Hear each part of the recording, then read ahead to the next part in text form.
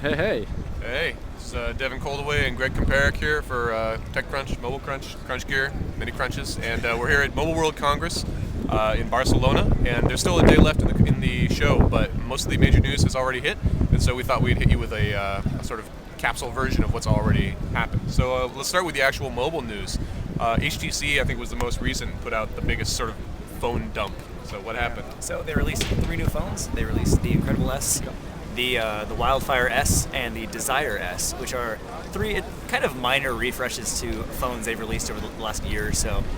Just minor spec bumps. And and slightly different bodies. Yeah. And then The Desire's made out of 1 block of aluminum now, which is kind of cool. one block. Everybody loves the unibody. Yeah, shaved it right out. So also Samsung obviously has the Galaxy S2. You can see the sign right over there. And we already heard we heard it was rumored and everything. We got the pictures beforehand, but it seems to be pretty much what was rumored. It's a bigger, faster version with a bigger screen. 4.3 inch. 4.3 inch screen, yeah. Super AMOLED. It's a really nice screen. It's a nice screen. I don't like those AMOLED screens, but They fixed the thing you don't like. So. did they? Yeah, I think so. Wow. Okay. Well, then that's great. So what about Windows Phone 7? They had a big update, or they're getting a big update. Yeah, they announced a couple things. Their copy and paste update is coming in the first 2 weeks of March, and then they have another update in a couple months. It's going to bring Internet Explorer 9, which has hardware acceleration, HTML5 support, and then they're adding Twitter right into the operating system in the People Hub. Anything else? No, that's pretty two much big it. things. Yeah. And multitasking for third-party apps, which we forgot to mention, but we're using Hollywood Magic to edit in right now.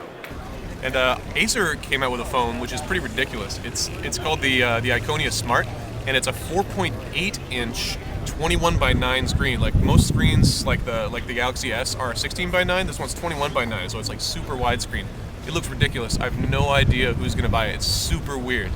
And then of course there's the Optimus 3D, which is weird in a different way because it has 3D cameras on the back and a glasses-free 3D display on the front.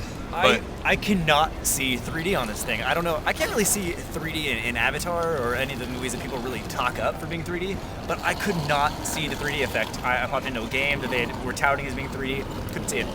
I can see it all right, but I can see it a lot better in the 3DS, the Nintendo 3DS, and supposedly it's the same kind of technology, but the 3DS just looks a lot better. So speaking of 3D, they also have the Optimus Pad, which is also the LG G Slate, and that's 3D as well, but it doesn't have the glasses-free thing. It just takes 3D video and you can put it out onto a TV. Other than that, it wasn't too exciting.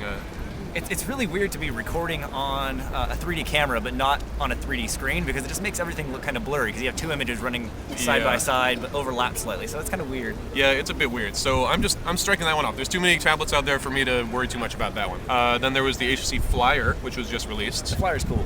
I think it's cool. You think it looks like an iPad. I don't think it looks like an iPad. I think it's the only one that looks anything like an iPad because the rest of them with their tablets, they're trying so hard to make it not look like an iPad. Anything but the iPad because they don't want that comparison. HTC is like, screw it. Aluminum back, glass front, then make it black on the front. Just get it out there. And as long as we're on the pads, there was also the touchpad. We had a touchpad up in here, the HP touchpad. And that thing, I actually, it looks nice, but I was disappointed at the build quality. It looks like it's kind of plasticky, like the Pre and stuff. And it's also surprisingly heavy. Is it? Yeah, when you go to lift it up. And then there's one more tablet. Oh, the Galaxy Tab 10.1. I actually like this thing. Galaxy It's the back has this grippy cover and it's got little sort of waves that you can grip. I think it's nice. I think even though it's big, it more feels sort of like luxurious. It's like the same general size as the iPad, except that extra like inch of space makes it feel spacious, but it doesn't feel too much. The only bigger. thing I don't like about it, and this is kind of weird, if you flip it over on the back, the Samsung logo is this big silver metal plate. And it reminds me of big old thing. You know Flava Flav, the rapper guy with the clock? It reminds me of Flava Flav's clock. Yeah. Well, that's okay. So let's see. I think that there are a lot of booths here, but they aren't really as big as like CES booths. But Google's booth was off the hook. It was like super weird. The coolest booth I've ever seen at a trade show, actually. It had smoothies. It had like 100 people showing off their apps and stuff. There was a slide. I went down the slide, and it takes a picture of you at the bottom of the slide. Eric Schmidt went down the slide. And there are also gigantic Android robots, so it looked like Android Land as if it was a theme park. It was just really, really cool. Yeah. So you can see all the links for the things we've talked about down below, and a bunch of galleries and pictures and stuff like that. So that's about it. That is. Thanks, guys. Bye-bye.